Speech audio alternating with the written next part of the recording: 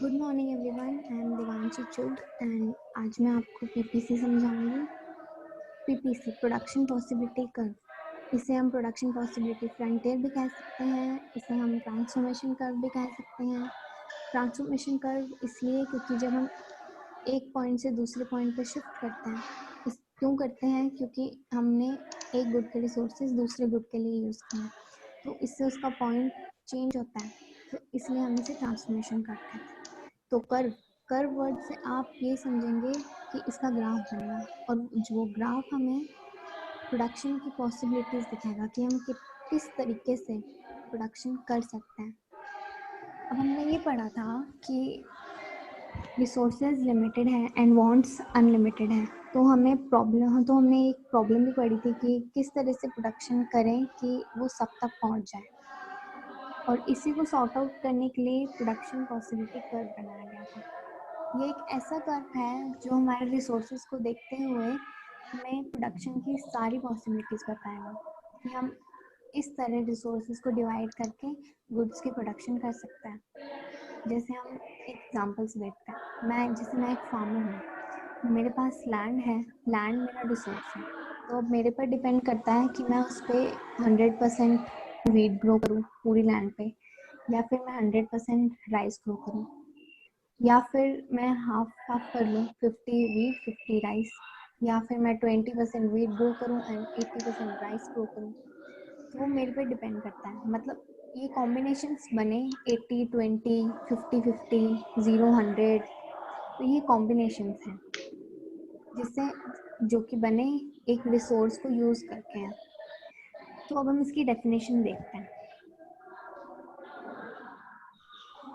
PPC refers to a graphical representation of all possible combinations of two goods which can be produced.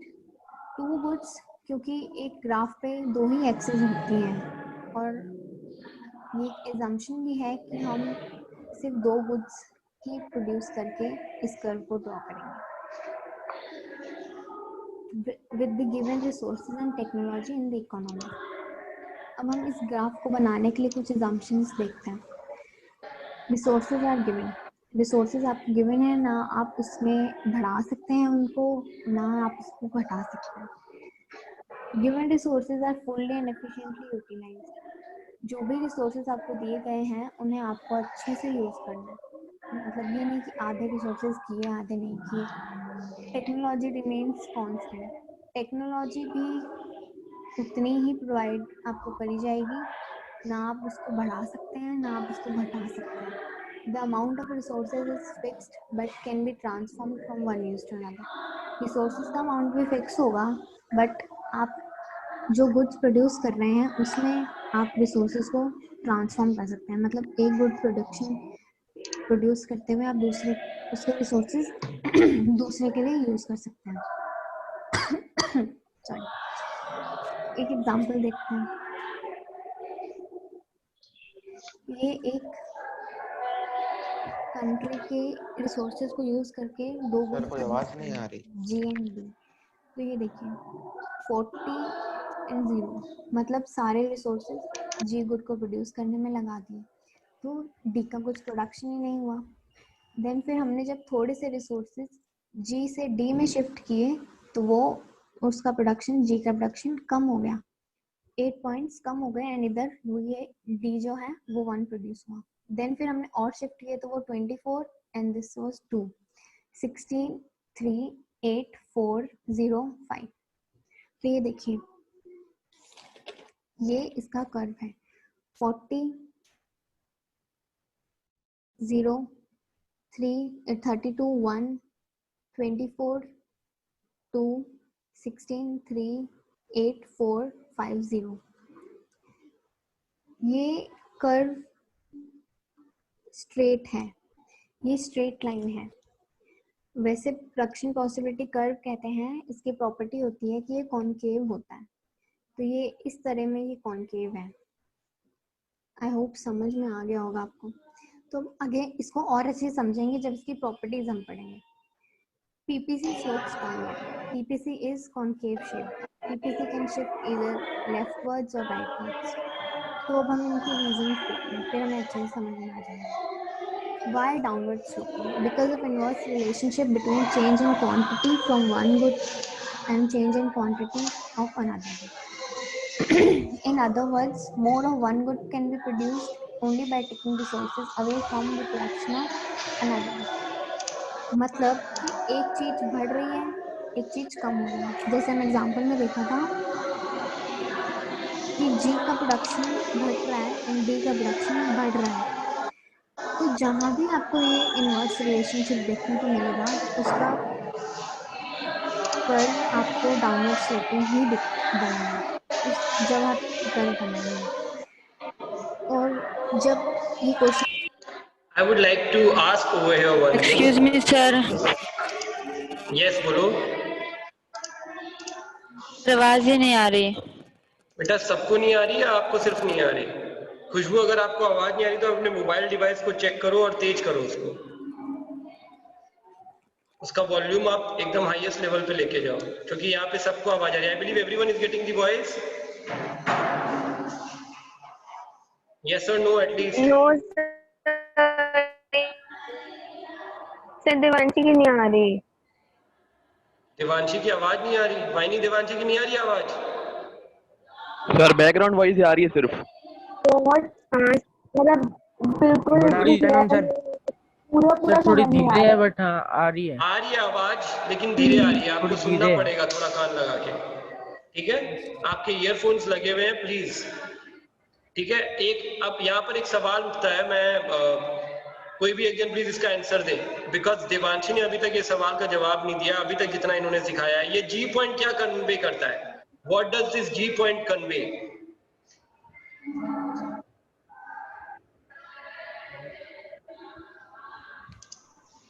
ये जो जी point है ये क्या convey कर रहा है?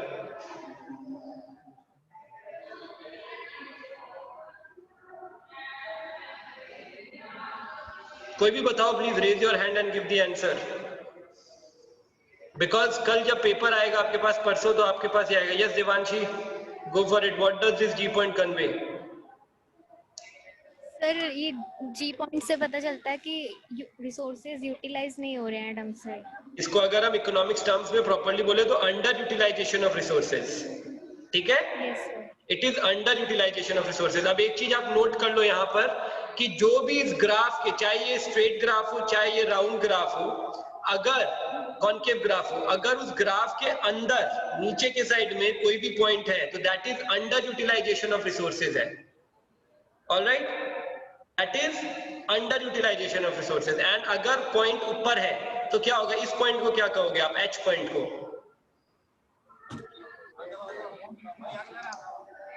एच पॉइंट को क्या कहोगे? Everyone please mute yourself and those who are wanting to say they only unmute. Sir over utilization. Over utilization गलत बेटा, it is not over utilize. Opposite नहीं करना हमें, इकोनॉमिक्स में इंग्लिश नहीं पढ़ रहे हम। अंडर का ओवर नहीं हो जाएगा। कौन बताएगा इसको? अगेन देवांशी, चुप, गो फॉर इट। सर वैसे तो ये अनअटेनेबल होगा, पर अगर रिसोर्सेज बढ़ेंगे तो फिर हम इसे अटेन कर सकते हैं। ये अनअटेनेबल, अगर आप ग्राफ के पॉइंट ऑफ व्यू से सोचो तो it will always be unattainable combination. Alright, it is called unattainable combination. ये कभी भी अटेन नहीं हो सकता। Why? Because of three assumptions which we have taken। तीन assumptions कौन से थे हमारे? The three assumptions were given resources are fully used, fully and efficiently used। अगर given resources fully और efficiently used है तो इसके ऊपर तो, ग्राफ के ऊपर तो कोई पॉइंट जा ही नहीं सकता। ये पहला assumption था। Am I right? दूसरा assumption क्या था? Just give me a second। Yes, अगर हम थोड़ा सा पीछे चले वीडियो में,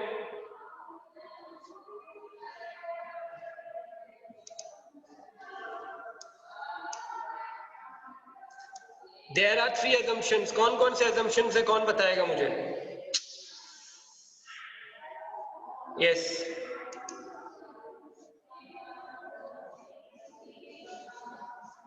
सर। हाँ बोलो। सर एक तो टेक्नोलॉजी सेम रहती है, रिसोर्सेज गिवन है, और एक ओके, एक टेक्नोलॉजी सेम रहती है, एक resources given and fully efficiently utilized है, और एक कौन सा होगा? Vaini, give the answer.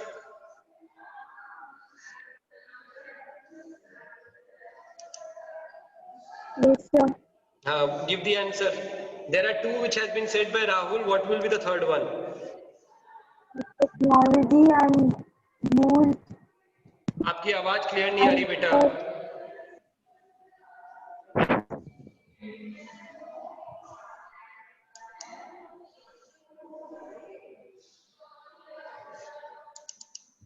आपकी आवाज क्लियर नहीं आ रही. सर अब आ रही है. चलो आ रही है. आप बताओ मेरे को और कौन सी हो सकता है तीसरा option. Sir, maybe resources are increased or reduced. आपने मतलब किताब पढ़ा नहीं क्या ये चैप्टर स्टार्ट करने से पहले? आपका बहुत जल्दी आने वाला है. Your point is also going to come when you are going to present. What is happening Vaini? Anjali Sharma, what is the answer? What are the three assumptions? I've already told you about PPC. Hello Anjali Sharma, what are the assumptions? तो किताब में लिखा हुआ है ना. आपने मेरे को बता दिया कि समझ नहीं आया, बट assumptions तो आपको पता होना चाहिए ना. कोई भी चीज समझने के लिए उसके assumptions तो हमें क्लियर होने चाहिए. Anjali Sharma. Anjali is not there. Raghav, what can be the third one? What are the three assumptions?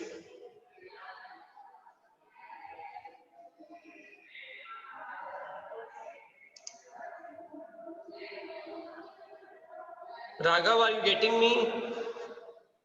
If yes, please unmute yourself and give the answer.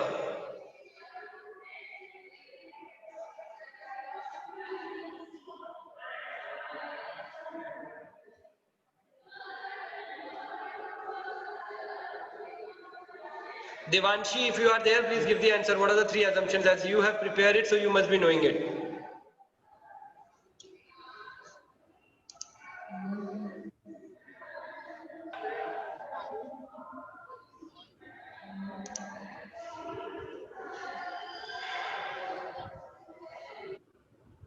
Yes, Devanshi, we are waiting for you.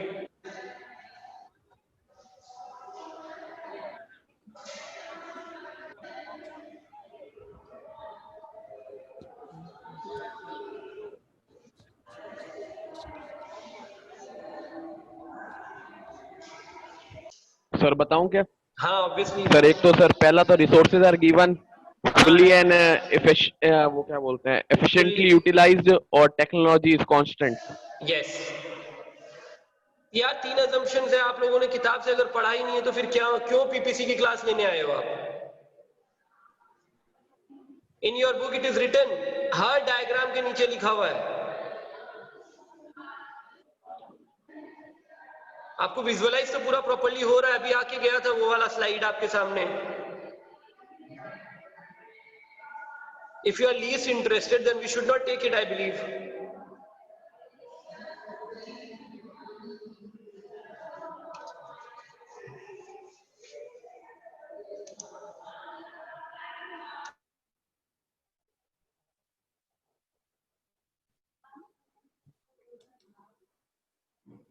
ऊपर की तरफ जाता हुआ दिखेगा.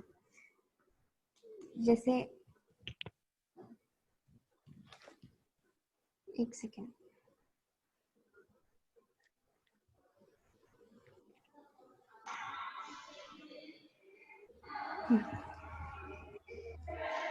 Why concave shape?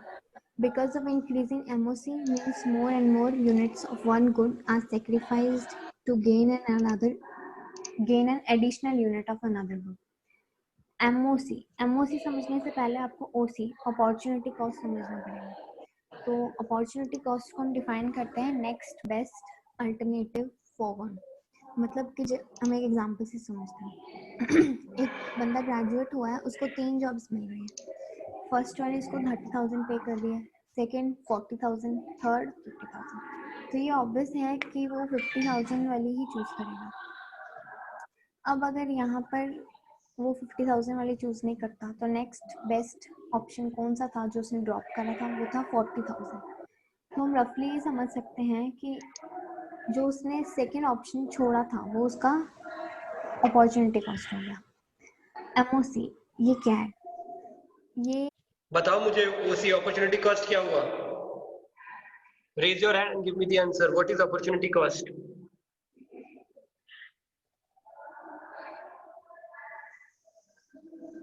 Two participants, three participants, okay. I'll go with Raghav. Raghav,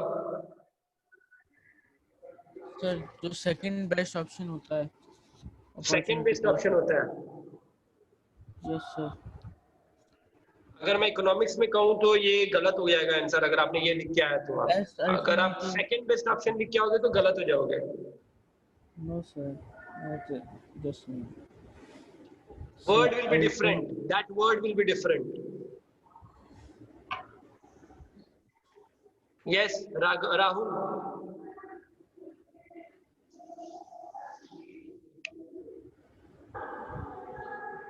sir एक good को trade off करके कोई दूसरा गुड लेता है तो वो उसका अपॉर्चुनिटी कॉस्ट रेशियो होता है। गलत। Next best alternative. आपको सेकंड बेस्ट ऑप्शन नहीं बता तो बेस्ट ऑल्टरनेटिव कहना है। ये तो इंसान के ऊपर डिपेंड, उसको कहाँ पे अपॉर्चुनिटी कॉस्ट सबसे ज्यादा मिल रहा है। यस वाहिनी, गो फॉर इट। क्या बोल रहे थे आप?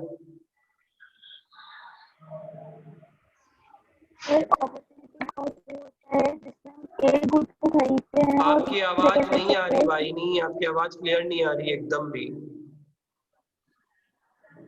उसमें मतलब क्यों ज्यादा आ रही है। हेडफोन्स में प्रॉब्लम है, हेडफोन्स एक बार ठीक करो इसका।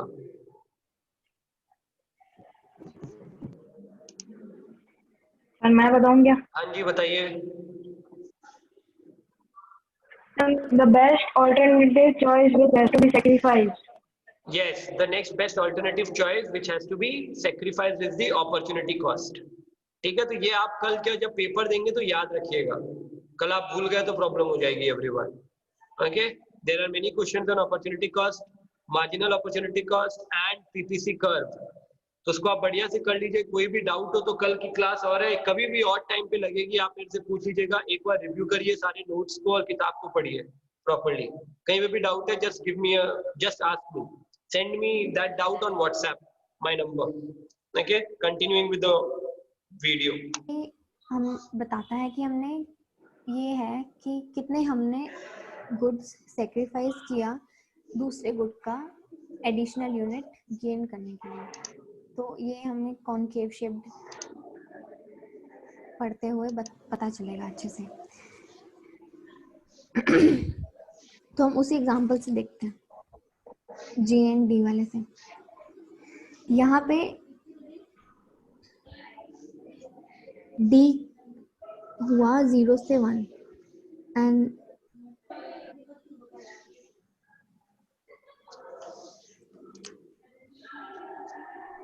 ये देखिए यहाँ पे डी हुआ 0 से 1, मतलब इसका प्रोडक्शन बढ़ा तो वो आगे की तरफ बढ़ेगा। जैसे ये यहाँ 0 से 1 हुआ है, ये देखो प्रोडक्शन बढ़ा यहाँ पे, ये नीचे आया क्योंकि इसका प्रोडक्शन यहाँ पे घटा था, 40 से ये 32 हो गया था, तो ये नीचे आ गया। तो ये देखो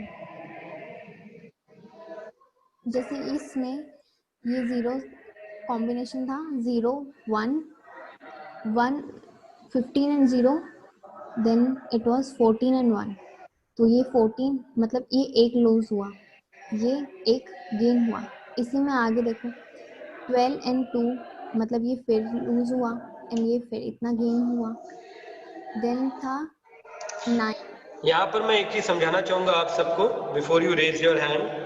understand this thing over here. If you are seeing that there is opportunity cost and then there is marginal opportunity cost. When marginal opportunity cost is what? जब आप एक यूनिट के लॉस पर कितना यूनिट का गेन हो रहा है। मार्जिनल मींस एक यूनिट के ऊपर जो बात हो रही है कि आपने जब अगर एक जगह गेन किया है तो कितना लूज किया है दूसरी जगह से, that is marginal opportunity cost. Alright, rate of transmission MUX by PX is equals to MUY by PY. Okay, that is what we are talking about in marginal rate of transmission or marginal rate of opportunity or opportunity cost. अब यहाँ पर देखिए आपके जो graph दिया हुआ है उसके अंदर जब 0 to 1 पहुंचे हम लोग क्लॉथ के अंदर, क्लॉथ जब आपका 1 यूनिट बढ़ा तो आपका जो वीट का प्रोडक्शन है वो भी 1 यूनिट घटा है, ठीक है। Same to same if you go over here 1 से सेकंड की तरफ जब आप गए, यहाँ पर फिर क्लॉथ का 1 यूनिट बढ़ा, लेकिन वीट का कितना यूनिट घटा, 3 यूनिट घटा। ऐसा क्यों हो रहा है? ऐसा इसलिए हो रहा है कि जब सपोज करो आप एक प्रोडक्शन यूनिट में हो, आप एक पूरा का पूरा यूनिट चला रहे हो और आपको पता चल रहा है कि आपको यहाँ से दूसरे में ट्रांसफर करना है। अब प्रॉब्लम क्या होती है? प्रॉब्लम ये होती है कि आपके पास जितना भी लैंड होगा या फिर जितने भी वर्कर्स होंगे वो एक टाइप ऑफ एक्टिविटी में एक्सीलेंट होंगे, पर जब आप उसको ट्रांसफर करके सेकेंड टाइप ऑफ एक्टिविटी में लेके जाओगे तो वो लैंड या फिर वो लेबर आपका एक्सीलेंट नहीं होगा, बिकॉज वो इंटरचेंज कर रहा होगा। लेकिन जब आप जिस एक्टिविटी में होगे आप वहां पर कोई ना कोई लेबर या कोई ना कोई लैंड ऐसा होगा जो उतना एफिशिएंटली काम नहीं आ रहा होगा। जैसे सपोज करो अगर 100% लैंड है तो अगर आपको पहला यूनिट आपको ट्रांसफॉर्मेशन करना है एक से दूसरे की तरफ, आपको वीट आप प्रोड्यूस कर रहे थे उसकी जगह आपको लैंड यूज करना है क्लॉथ प्रोड्यूस करने के लिए, तो आप एक साथ तो पूरा ट्रांसफर करोगे नहीं। तो जो पहला पार्ट ऑफ लैंड जो आप दोगे क्लॉथ प्रोडक्शन के लिए वो वाला पार्ट नहीं होगा जिसमें वीट बहुत ज्यादा उग रहा होगा, वो वाला पार्ट होगा जिसमें वीट बहुत कम उग रहा होगा, जो या फिर जो खाली पड़ा हुआ होगा। इसीलिए यूनिट ऑफ डिफरेंस सेम रहता है, 1 यूनिट का लॉस है और 1 यूनिट का फायदा है एक साइड से। लेकिन स्लोली बट ग्रेजुअली जब आपको रेगुलरली इंप्रूव करना होगा या क्लॉथ की तरफ ही जाना पड़ेगा तो आपका वीट का प्रोडक्शन बहुत ज्यादा डाउन होगा पर क्लॉथ का प्रोडक्शन एक एक यूनिट करके ही बढ़ रहा होगा। उसका रीजन कि वीट के अंदर जो लैंड आप यूज कर रहे थे वो वीट के लिए स्पेसिफाइड था, क्लॉथ के लिए स्पेसिफाइड नहीं है, नंबर 1। नंबर 2, जो आपके लेबर्स थे, जो आपके लेबर्स वहां पे वीट प्रोडक्शन में काम कर रहे थे वो वीट के लिए स्पेसिफाइड थे, एक्सीलेंट थे, वीट के प्रोडक्शन में ज्यादा जानते थे। लेकिन अब वो जब क्लॉथ के प्रोडक्शन में जाएंगे तो आप धीरे धीरे करके अपने वीट के मोस्ट एफिशिएंट पर्सन को जो कि वीट के प्रोडक्शन में एकदम एफिशिएंट है उसको भी क्लॉथ के प्रोडक्शन में डालोगे। इसीलिए देखो जब 5 से 0 की तरफ वीट का प्रोडक्शन जाता है और 0 से 4 से 5 की तरफ क्लॉथ का प्रोडक्शन जाता है तो यहाँ पे 5 यूनिट का लॉस है और यहाँ पे सिर्फ 1 यूनिट का गेन है। इसका मतलब क्या हुआ, ये वो लैंड है जिस पर वीट बहुत अच्छे से उग रहा था और जो लेबर था वो बेस्ट काम कर रहा था उस प्रोडक्शन में, लेकिन अब उसको 4 से 5 उसको भी क्लॉथ के प्रोडक्शन में हमने डाल दिया तो क्या होगा, आपका जो वीट का लॉस है वो बहुत ज्यादा हो रहा है और जो क्लॉथ का गेन है वो बहुत कम हो रहा है। मतलब यहाँ पर 1 unit of gain of cloth is equals to 5 units of loss of wheat in production. Alright, तो ये हमें याद रखना पड़ेगा। इसीलिए प्रोडक्शन पॉसिबिलिटी कर्व जो है वो हमेशा कॉनकेव शेप होता है कि आप एक से दूसरे की तरफ जा रहे हो तो आपका जो लॉस है वो एक्चुअली में दूसरे की तरफ जब आप बढ़ रहे हो तो बढ़ते जा रहा है एक्चुअली में, ठीक है। That's why it is concave in shape. तो ये आपको बताता है कि कॉनकेव इन शेप क्यों है। I believe all of you have understood why it is concave in shape and marginal opportunity cost क्या होता है। नहीं आया समझ में तो एक बार सवाल कर ले फटाफट, एनीवन।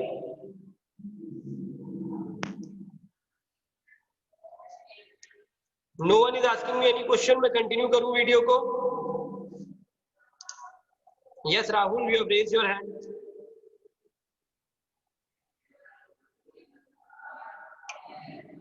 सर एमओसी एक बार वापस बताओ। मार्जिनल अपॉर्चुनिटी कॉस्ट क्या है? 1 unit of change from good X to good Y के अंदर आपका जो पूरा का पूरा यूनिट का चेंजेस आ रहा है कि गुड एक्स का प्रोडक्शन क्या हो रहा है और गुड वाई का प्रोडक्शन क्या हो रहा है, that is marginal opportunity cost. Alright, तो अपॉर्चुनिटी कॉस्ट और मार्जिनल अपॉर्चुनिटी कॉस्ट का सबसे बड़ा डिफरेंस क्या है? अपॉर्चुनिटी कॉस्ट जो है वो आपके टाइम को भी काउंट करता है, आपके पसंद को भी काउंट करता है, रुपयों को भी काउंट करता है। Marginal opportunity cost will always be counted in money. Alright, वो क्वांटिटी में आ जाएगा। तो मार्जिनल अपॉर्चुनिटी कॉस्ट को आप प्रूव कर सकते हो, वो क्वांटिटी में आपको दिखाई देगा। अपॉर्चुनिटी कॉस्ट में ऐसा नहीं होता। अपॉर्चुनिटी कॉस्ट आप जनरल चीजों के लिए भी ले सकते हो। जैसे आपका जो 5 से 6 का टाइम था, 5 to 6 o'clock का, आप टेनिस खेलने में बिताते थे और अब आप उसको चेंज करके इकोनॉमिक्स पढ़ोगे 5 to 6 में, तो आपका अपॉर्चुनिटी कॉस्ट क्या हुआ? अपॉर्चुनिटी कॉस्ट वो टाइम हुआ, वो 1 घंटे का टाइम जो आप मजा कर रहे थे टेनिस खेल के, वो आपका जो मजा है वो चला गया। लेकिन उसमें कोई मार्जिनल अपॉर्चुनिटी कॉस्ट नहीं है, सिर्फ अपॉर्चुनिटी कॉस्ट है। ओके, अगर आप मार्जिनल अपॉर्चुनिटी कॉस्ट फिर भी निकालना चाहते हो तो वो कुछ भी नहीं निकल सकता, क्योंकि वो 1 आवर आप अल्टीमेटली यूज कर रहे हो। लेकिन अब अगर आप वहां पे रेट डाल दोगे, कोई भी क्वांटिटी डाल दोगे वहां पे कि आप 1 घंटे में 5 यूटिलिटी एंजॉयमेंट करते थे। यूटिलिटी इकोनॉमिक्स के टर्म्स में हम यूटिल्स काउंट करते हैं। 5 यूटिल्स एंजॉय करते थे और इकोनॉमिक्स में आप 4 यूटिल्स एंजॉय कर रहे हो, तो मार्जिनल अपॉर्चुनिटी कॉस्ट क्या हो गया? 1 यूटिल आपका। समझ आ गई बात आपको एवरीवन? Yes sir. ओके चलो, तो अब हम आगे बढ़ते हैं, इस वीडियो को कंटिन्यू करते हैं।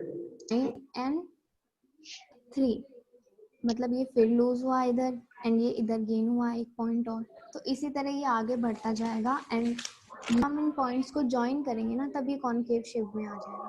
तो इस यही रीजन होता है कॉनकेव शेप का कि कर्व पीपीसी हमेशा कॉनकेव शेप होता है।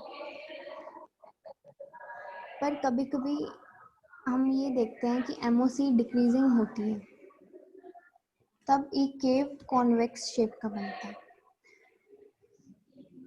और ये देखिए इधर जो है ये इधर कांस्टेंट है एमओसी, तो हम ये देख रहे हैं कि यहाँ पे ये स्ट्रेट कर्व बना है।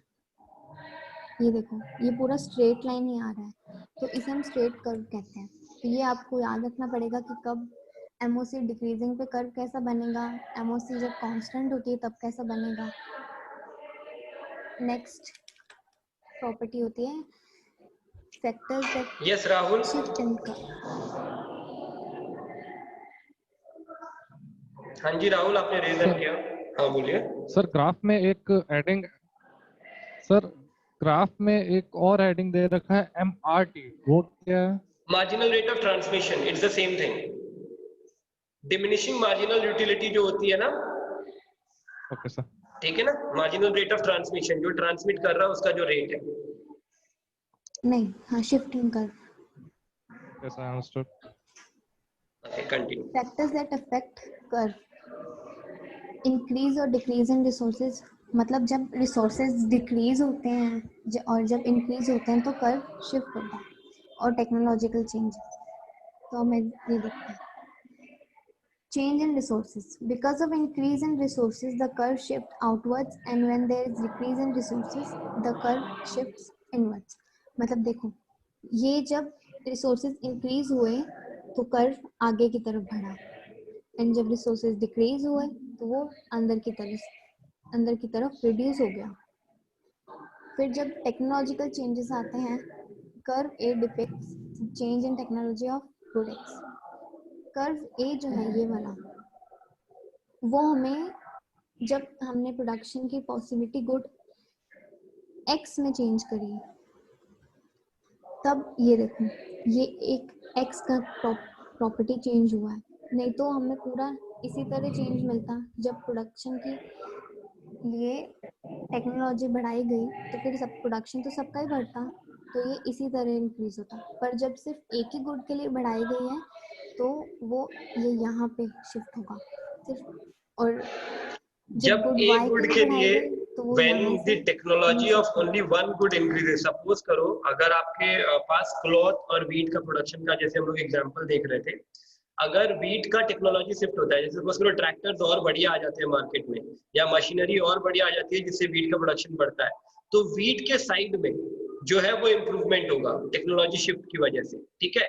और अगर क्लॉथ के प्रोडक्शन के अंदर बढ़िया आ जाती है, जैसे सूरत अगर आप जाओगे तो सूरत के अंदर आपको जो क्लॉथ के प्रोडक्शन है वो बहुत अच्छे ग्रेड में मिलेंगे। उसका रीजन क्या होता है, वहाँ पे टेक्नोलॉजी बहुत इंप्रूव्ड है, वहाँ पे मशीन आउट ऑफ इंडिया की आई हुई है और वहाँ पे लगाई हुई है, तो वहाँ का जो टेक्नोलॉजी है वो क्लॉथ के प्रोडक्शन को बढ़ाता है। Because of technology the improvement has shifted on the side of cloth rather than on the side of wheat. Alright, तो जिस साइड में इंप्रूवमेंट होगा उसका प्रोडक्शन का शिफ्ट आ जाएगा, उधर शिफ्ट हो जाएगा। और अगर improvement in technology in general हो रहा है, इन जनरल अगर आप इंप्रूव कर रहे हो, ऑल ओवर इंडिया में हर चीज में इंप्रूवमेंट हो रही है, तो आपके रेगुलर चेंजेस होंगे, मतलब दोनों साइड में इंप्रूवमेंट आएंगे प्रोडक्शन के अंदर, जो इससे पहले वाले स्लाइड में दिखाया था देवांशी ने। ओके, बनेगा इस तरह। आई होप कि आपको समझ में आया होगा। Thank you so much. Thank you so much. Have a big round of claps for her everyone. एक बार एक क्लैप हो जानी चाहिए सबकी तरफ से please. Hand hand hand please, go for it. अब बताओ किसी को अगर कोई क्वेश्चन है तो। मेरे पास सिर्फ 3 मिनट है, अगर आप चाहते हो कि इस क्लास को एक्सटेंड करना है तो मैं अगली क्लास वापस यहाँ लगा दूंगा, जिनको जिनको डाउट्स है। और अगर नहीं एक्सटेंड करना है तो बताओ मुझे कहाँ प्रॉब्लम्स आ रही हैं। जो आज हमने पढ़ा है, production possibility, frontier, marginal opportunity cost and opportunity cost, इसमें कहीं पे कोई प्रॉब्लम है तो मुझे बताइए।